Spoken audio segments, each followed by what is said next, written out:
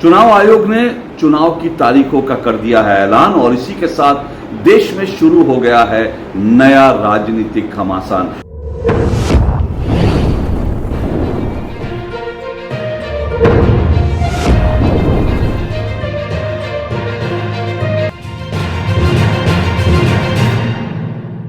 तैयार हो जाइए, अपने कमर की पेटी बांध लीजिए, क्योंकि दुनिया का सबसे बड़ा लोकतंत्र, दुनिया की सबसे बड़ी डेमोक्रेसी इलेक्शन मोड में एंटर कर चुकी है।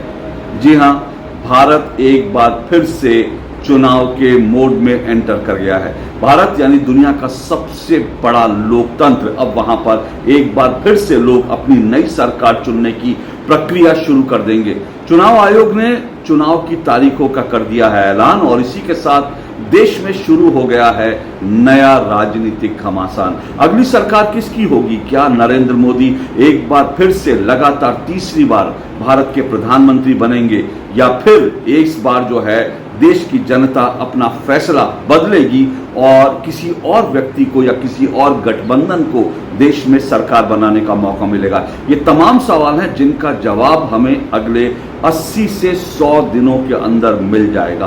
पूरी दुनिया की नजर भारत के चुनाव पर होती है, क्योंकि भारत दुनिया की सबसे बड़ी डेमोक्रेसी है और प्रधानमंत्री नरेंद्र मोदी ने तो इन चुनावों को और भारत को पूरी दुनिया में इस हद तक ऊंचाई दे दी है कि अब इन चुनावों पर पूरी दुनिया की निगाह रखी रहेगी। और चुनाव आयोग ने आज यानी कि शनिवार को चुनाव की तारीखों का ऐलान कर दिया है। कुल मिलाकर ये जो चुनाव है 7 चरणों में होंगे। ये लोकसभा के चुनाव 7 चरणों में चुनाव होंगे और 19 अप्रैल को पहले चरण के लिए वोटिंग होगी और 1 जून को आखिरी चरण के लिए वोटिंग होगी और 1 जून को वाराणसी में यानी प्रधानमंत्री नरेंद्र मोदी के जो चुनाव क्षेत्र है वहां पर भी आखिरी दिन यानी चुनाव के मतदान के आखिरी दिन वाराणसी में पोलिंग होनी है, मतदान होना है और 4 जून को चुनाव के नतीजे आ जाएंगे।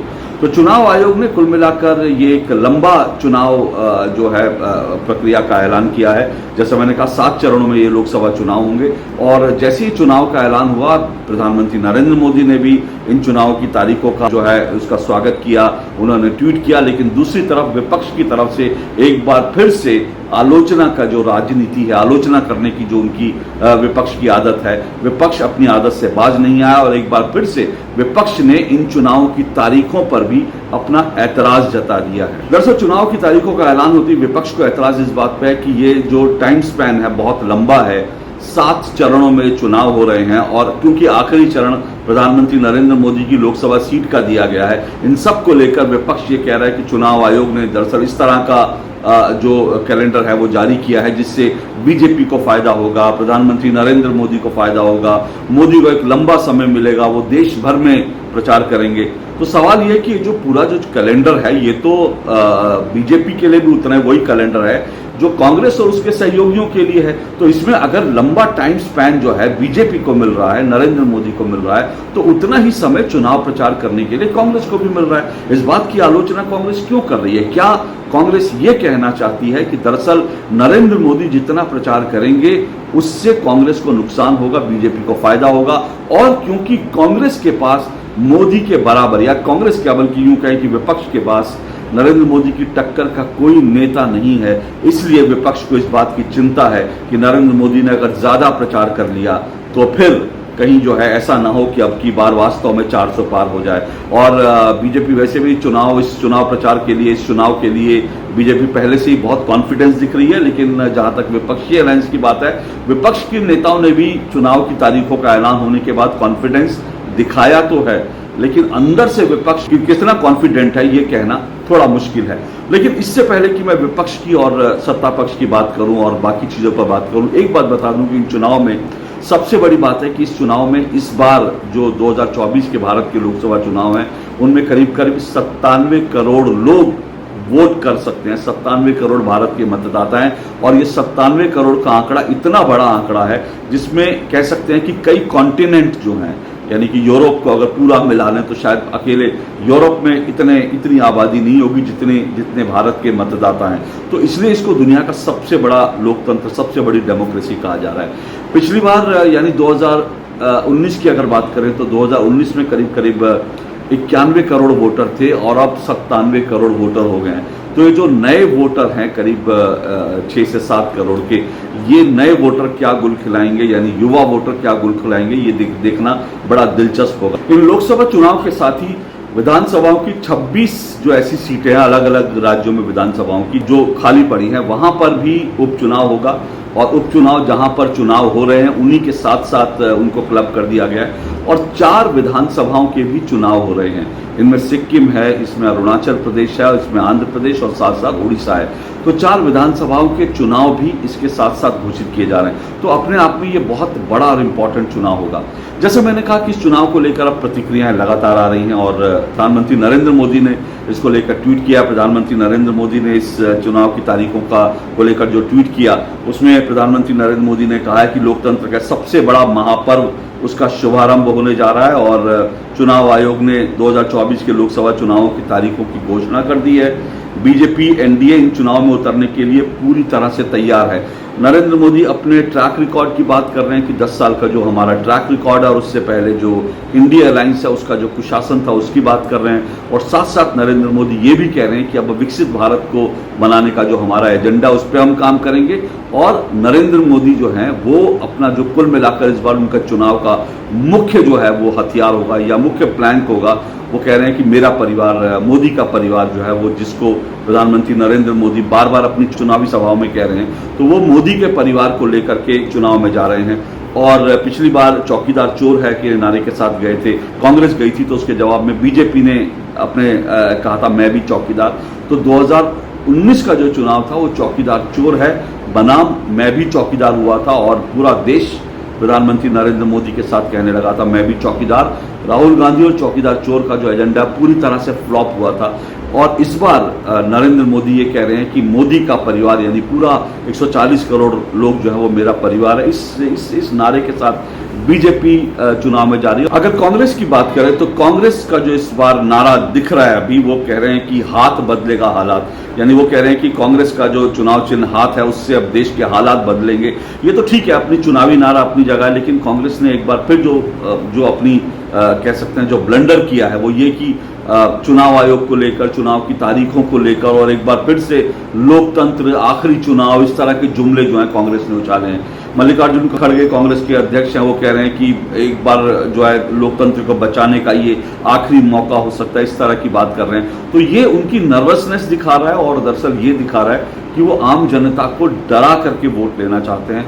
लोगों को पता है कि भारत का लोकतंत्र जो है कितना सुरक्षित है और किस तरह का है, तो इस तरह से डराने की कोशिश कर रहे हैं। लेकिन बड़ी बात फिर बता रहा हूँ, बड़ी बात क्या है? बड़ी बात यही है कि जिस तरह से ये कहा है कि भाई लंबा वक्त दे दिया चुनाव आयोग ने, 7 चरणों में चुनाव हो रहा है और इसको लेकर सवाल उठाए। ये सवाल एक बार फिर से ये दिखाते हैं कि कांग्रेस कहीं ना कहीं कॉन्फिडेंट नहीं है इन चुनावों को जीतने के लिए। एक बात और है और वो ये है कि जब चुनाव का ऐलान, तारीखों का ऐलान हो गया तो एक तरफ हम देख रहे हैं बीजेपी और एनडीए का अलायंस है, जहां पर सिर्फ अगर 1-2 राज्य में छोड़ दूं, महाराष्ट्र और बिहार को छोड़ दूं, तो लगभग बाकी सभी राज्यों में बीजेपी अपना अलायंस पक्का कर चुकी है। सीटों को लेकर के बीजेपी लगभग सब चीजें तय कर चुकी है। जैसे मैंने कहा, बिहार में कुछ चीजें अभी अटकी हुई हैं चिराग पासवान और उनके चाचा के बीच, लेकिन उसके अलावा अगर हम देखेंगे तो मोटे तौर पर बीजेपी ने सब फॉर्मूले सेट कर लिए हैं, कहां कौन कितनी सीटों पर लड़ेगा तय कर लिया है। लेकिन अगर दूसरी तरफ मैं विपक्ष की बात करूं तो विपक्ष अब भी बहुत कंफ्यूजन में दिख रहा है। इंडी अलायंस है भी कि नहीं है इन चुनावों में, इंडी अलायंस के तौर पर ममता बनर्जी उसमें शामिल हैं कि नहीं है। आम आदमी पार्टी दिल्ली में शामिल है, लेकिन हरियाणा में शामिल है, पर पंजाब में शामिल है कि नहीं है। सीपीआई ने जो है कह दिया है, सीपीएम सीपीआई ने कह दिया है कि वो केरल में राहुल गांधी के खिलाफ अपना उम्मीदवार उतारेंगे। तो ऐसी तमाम चीजें हैं जो अभी बहुत कंफ्यूजन की स्थिति है।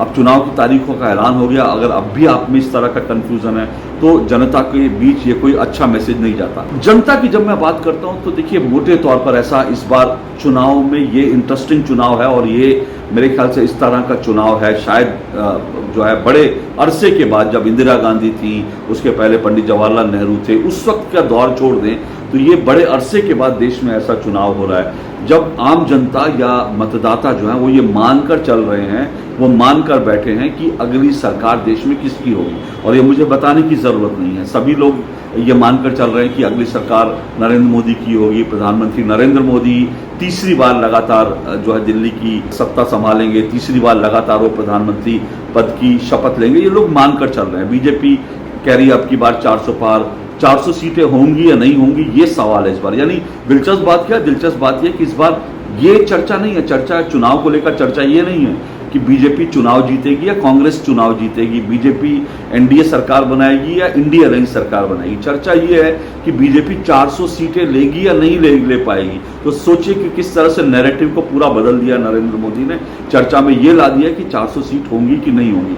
सरकार बनाने के लिए 272 सीटें चाहिए, तो 272 सीटें तो वो मान ही नहीं रही कि उसके लिए कोई दिक्कत है, 300 सीट मान ही नहीं रही दिक्कत है। लड़ाई वो कह रहे हैं 400 सीट की, यानी कि 300 के बाद जो अगली 100 सीटें उनकी लड़ाई है। तो इस तरह से बीजेपी ने एक नैरेटिव सेट कर दिया, और ये नैरेटिव जो है देश का माहौल भी, जो अगर आप देखें तो वो नैरेटिव इसी तरह से लग रहा है, देश का माहौल भी ऐसा है। चुनाव जो है वो चुनाव की तरह से होना चाहिए, बराबरी का लगना चाहिए, कोई मुकाबला है, लेकिन फिलहाल तो ऐसा नहीं लग रहा कि कोई मुकाबला है। और अगर फिलहाल की मैं स्थिति की बात करूं, अगले कुछ दिनों में 80 दिनों में क्या कांग्रेस इंडिया अलायंस के पास ऐसा कोई चमत्कारी नेता है या कोई चमत्कारी मुद्दा है कि वो जो हालात है उनको बदल के रख देंगे, ऐसा कुछ दिखता नहीं है। तो उसको देखकर लगभग ये तय है कि जब जो चुनाव हो रहे हैं उन चुनाव के नतीजे क्या होंगे वो लगभग तय माने जा रहे हैं। हार जीत के पॉइंट ऑफ व्यू से मैं कह रहा हूँ, सीटें कितनी आएंगी इसकी बात मैं नहीं कर रहा।